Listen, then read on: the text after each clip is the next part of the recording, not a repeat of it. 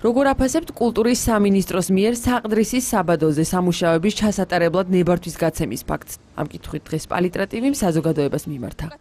სასამართლო დავამიდის მოკლედ ესა და არავითარი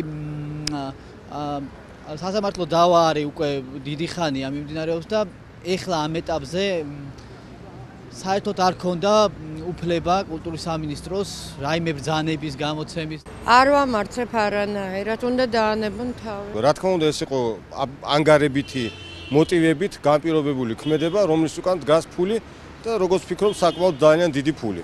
ამით არის განპირობებული.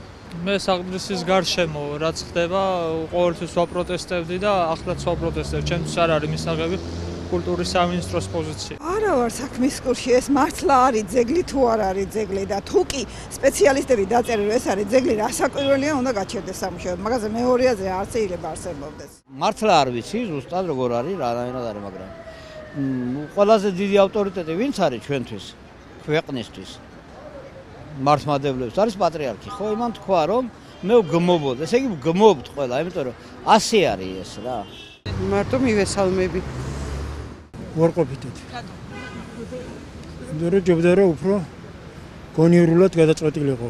პატრიარქიც გამოვიდა და ბრძანა რომ იყო გარკვეული შეცდომები და მე მაგას ვემხრობი. ძალიან ცუდად. ველურები არიან.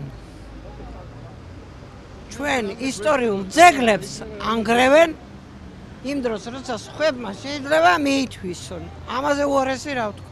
უარყოფითად. იმიტომ რომ ვფიქრობ რომ ეს არის საქართველოს საგანძური და მისი დანგრევა და ხელყოფა ყოველთვის მიუღებელია. არ ვარ კომპეტენტური მაგ საკითხში, ანუ ვერ ვერკო. ცუდად.